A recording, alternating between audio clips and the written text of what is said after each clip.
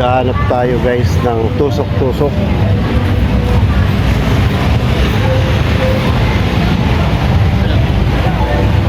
So matagal na tayo hindi nakakatusok mga idol. Dito ako sa palengke ng Barangay Tijeras, Makati. Lalakad-lakad tayo.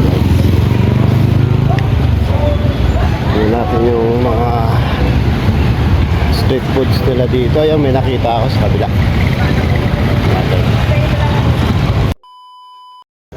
Yun nga guys, napakamura nga ng mga paninda dito ni ate.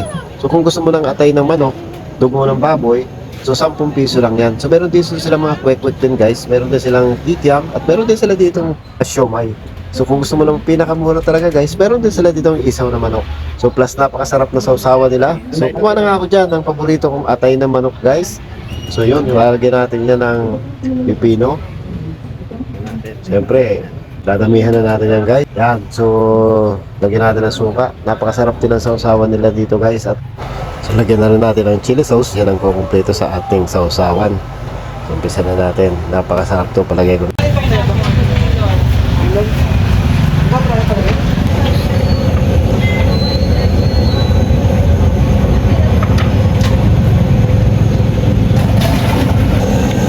Dito ng manok, sarap din. Napakalasa nga ng kanilang pagkain dito. Plus pinasarapan ng kanilang napakasarap din ng sausawan guys. Tapos lagyan mo pa ng maraming pipino. Wala na, tapos na. Grabe nga talagang sa halagang 60 pesos, nabusog na ako. So yun guys, kung gusto nyo matikman ng kanilang tusok-tusok dito, punta lang po kayo dyan sa may Barangay Tijeras. Dito lang po yan sa may palengke, napakalapit lang. So kung hindi pa kayo nakapalo sa aking page, follow nyo naman ako mga idol para mas marami pa akong video mayatid sa inyo. So maraming salamat, God bless.